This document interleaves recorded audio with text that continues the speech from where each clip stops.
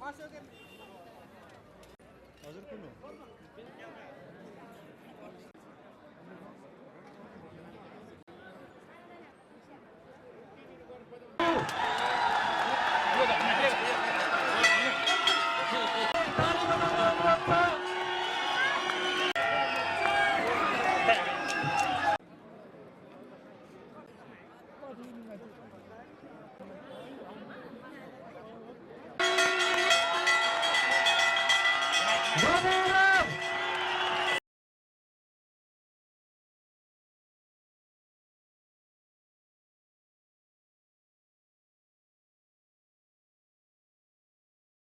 मोडमा बसेर कसैप्रति कटाक्ष गर्ने मूलमा पटक्कै छैन। म कसैलाई कटाक्ष गरेर या कसैलाई हिलो छापेर आफू सफा भइन्छ तर कसैले अनाहतमा छापेको हिलोलाई मैले आम नागरिक समक्ष पुग्नै पर्छ, मैले बताउनै पर्छ। त्यसैले यो लडाइँमा यहाँहरूले हाम्रो एउटा आह्वानमा जुन साथ दिनुभयो, जुन हौसला दिनुभयो र विशेष गरेर हस्ताक्षर अभियानमा अन्याय परेको कुरालाई अनुमोदन गरी 40 लाख जनताहरूले एकै स्वरमा तपाईँ एक्लो हुनुहुन्न भनेर मलाई भन्नुभयो। म त्यसका लागि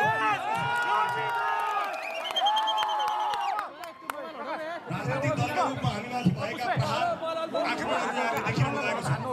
यस बीचमा पनि यस्तो चौतर्फी हमलाका बीचमा पनि पार्टीलाई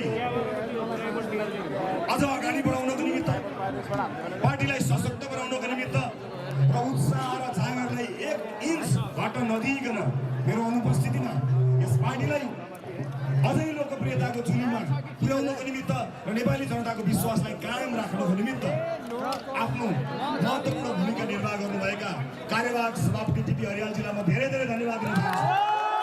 मेरो यो उपस्थितिलाई अझ यहाँहरूले पक्का पनि अलिकति उत्साहका रूपमा पक्कै लिनुभएको छ होला, उत्सवका रूपमा लिनुभएको छैन।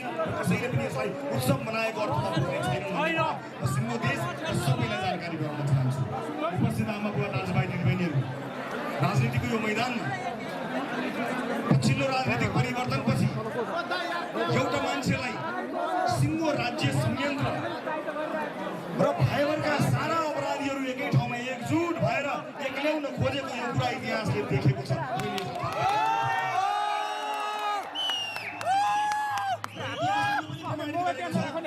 आजसम्म अगाडि कसैको ताकत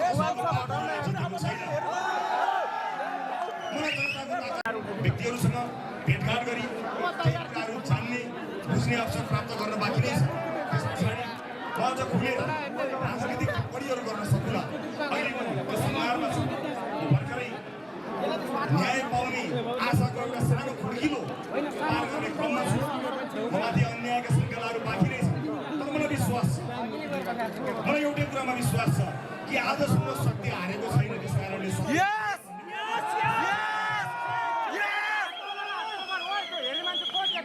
विश्वास जिल्लै पछि मुद्दा लगाउँदा पनि छोडेको छैन, कारागारहरूमा हाल्दा पनि छोडेको छैन, मध्यरातमा अट्टासार गर्दा पनि छोडेको छैन, कुनै धम्की गर्दा पनि मैले छोडेको छैन। बस त्यही एउटा विश्वास छ। मसँग बाँकी रहेको भनेको एकमुठी सास र सत्यको सास मात्रै हो, केही पनि बाँकी छैन। तर मलाई के थाहा छ भने फेल गरेर ठाउँ ठाउँबाट कमजोर बनाउन खोज्दै, ठाउँ ठाउँबाट आफ्नो रोटी सेक्न खोज्दै विभिन्न मानिसहरू सल्लाह आएका छन्। म उनीहरूलाई नसल बढाउन अनुरोध गर्न चाहन्छु। कमजोर भएका बेलामा हामीले एकजुट भएर संरक्षण गर्नुपर्ने बेला छ, लुच्ने बेला होइन। मुलुकलाई लुच्ने सोच कसैले पनि राख्नु जरुरी छैन। हामीले जोड्ने बेला हो। कमजोर छ यही हो मौका भनेर लुचिहाल्न पाइन्छ कि एकचोटि भए पनि पाइन्छ कि भनेर गिन्ते नजर लगाड्नु होला, पाइँदैन। किनकि यसलाई जोगाउनको निमित्त रासोपा र नयाँ शक्तिहरू उस्तै परे एक ढिक्का गरेर अगाडि बढ्दैछन्। उपस्थित आमा बुवा दाजुभाइ दिदीबहिनी, जो बेलामा निर्वाचनमा जानुको विकल्प छैन, त्यो सँगसँगै जेन्जी पुस्ताले र जेन्जी विद्रोहपछि गरिएका अपेक्षाहरूलाई पुरा गर्नुको पनि विकल्प छैन।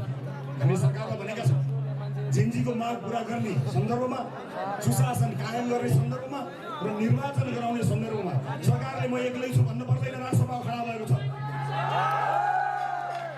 तर सरकारले यो पनि बुझ्नुपर्छ कि त्यो निस्वार्थ होइन। हामीले स्वार्थ बोकेका छैनौँ। बस जुन उद्देश्यका लागि कलिला भाइ बहिनीहरूले आफ्नो ज्यान गुमाए त्यसलाई बिर्सन चाहिँ पाइँदैन। त्योसँगै निर्वाचन सम्पन्न गर्नुपर्नेछ भनेको समय निर्वाचन बिथोल्नको निमित्त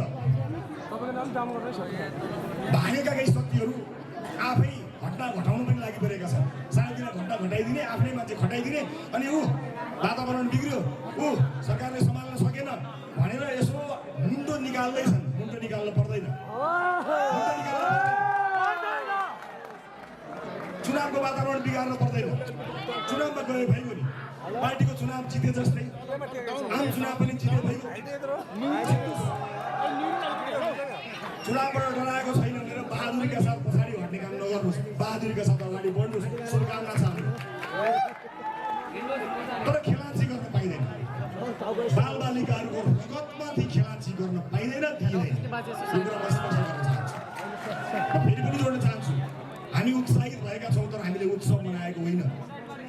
यी फुलमालाहरू तपाईँले जुन दिनुभयो, जुन माया विश्वास दिनुभयो, मैले यसलाई उत्साहका रूपमा ग्रहण गरेको छु, उत्सवका रूपमा ग्रहण गरेको होइन। म भन्न चाहन्छु किनकि हामीले शहीद भाइ बहिनीहरूको सपना पुरा नगरेसम्म हामीले कुनै उत्साह होस् या उत्सव होस् हामीले मनाउन सक्ने वातावरणमा हामी त्यो मूडमा छैनौँ।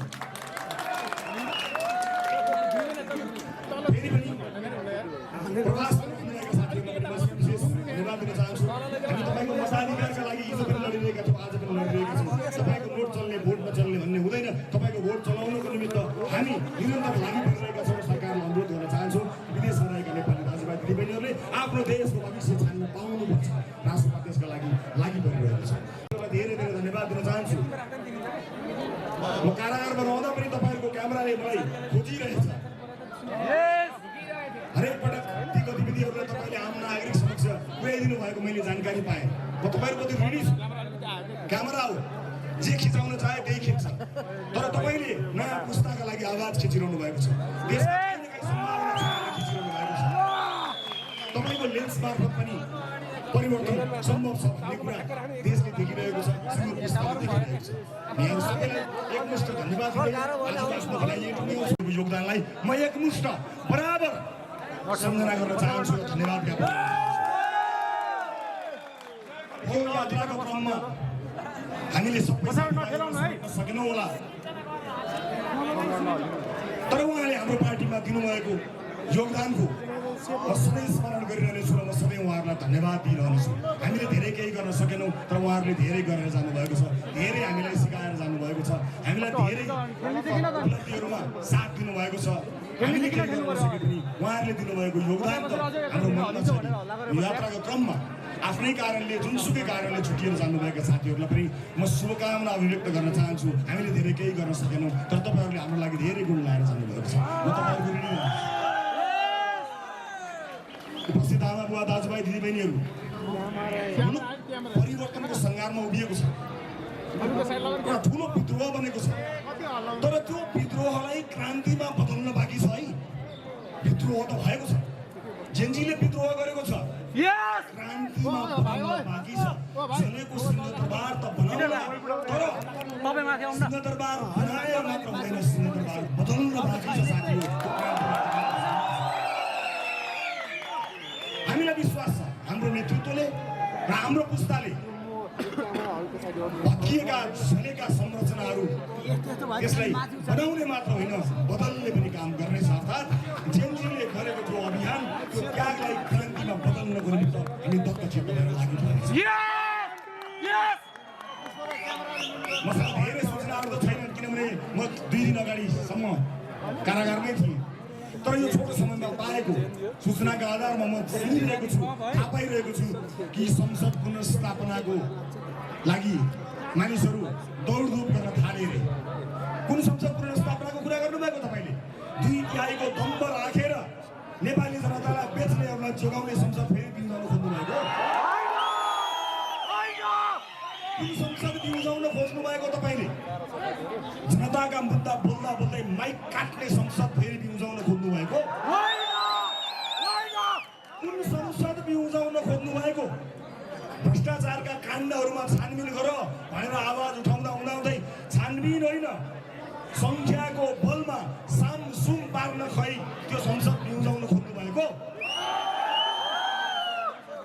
भयो देखियो तपाईँको 2/3 यो कुरा बिर्सेका छैनन् र बिर्सनुहुने छैन चुनावसम्म बिर्सन नहुने कुरा र चुनावपछि त झन् बिर्सेन नहुने एउटा कुरा बताउँछु यिनीहरूले कलिला केटाकेटीको कति बिहेका छन् यसलाई बिर्सन सक्दैन र यिनले अहिले ठुलो कुरा गर्नु ठिक हुँदैन म टाक्सीमा गएको होइन तर खबरदारी त पुस्तकका हिसाबले हामीले गर्नै पर्ने हुन्छ संयन्त्रका मानिसहरू होलान् सरकारका मानिसहरू होलान् मन्त्री को थिए प्रधानमन्त्री को थिए उच्चस्तरीय संयन्त्र बनाएर त्यसलाई को थिए तिनीहरू सबैको अनुहारमा केटाकेटीको रगतको छिटा परेको छ खबरदार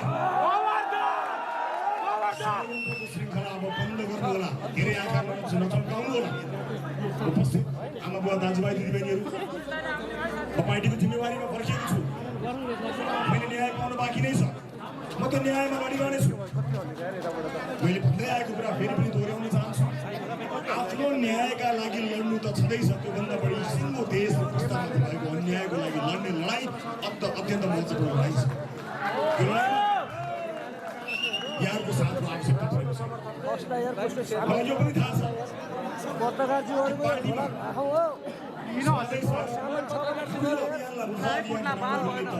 देशमा पनि भनेको थिएँ मैले आफ्ना राजनैतिक प्रतिवेदनहरूमा पनि भनेको थिएँ परिवर्तनको यो यात्रामा एउटा पुस्तालाई न्याय दिने कुरामा र इतिहास लेखिने कुरामा राष्ट्रका सँगै छ म कुनै पनि कदम चाल्नको निम्ति तयार छु भनेर मैले स्पष्ट पारिरहेको छु र विभिन्न भेटघाटहरू निरन्तर